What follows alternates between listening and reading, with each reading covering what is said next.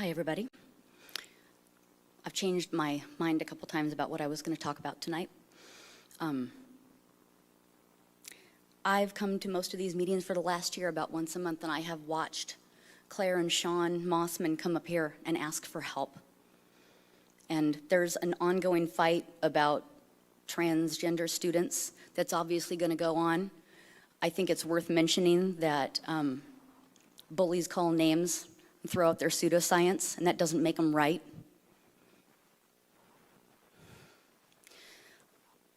The reason you say, oh, well, we're following state law. Well, we all know there's laws that are ridiculous, but it's all about how people feel. We want to allow them to be their authentic selves, right?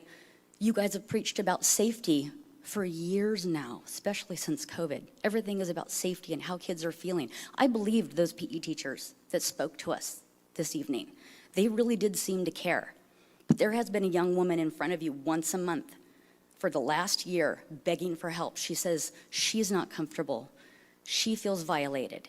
And you guys couldn't even be bothered to put any of that in the presentation tonight. And nobody talked about it until Sean brought it up.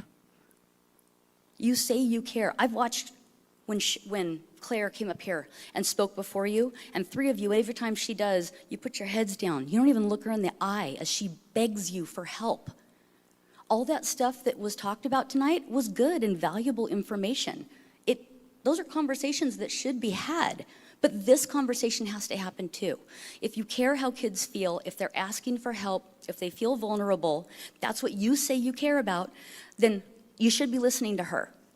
And let me tell you, it's one thing to give special accommodations, tell her that she can go to another restroom on campus. Well, what happens when it's more? When Sean says he knows for a fact it was 10 girls in that class.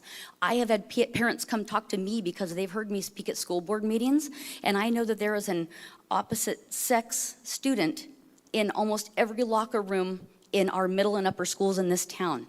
And I'm not saying those kids aren't gender dysphoric. I'm not saying that, they might be. But the problem is that your policies don't allow you to actually find out. So what if you're wrong? This is a problem and you guys need to figure it out.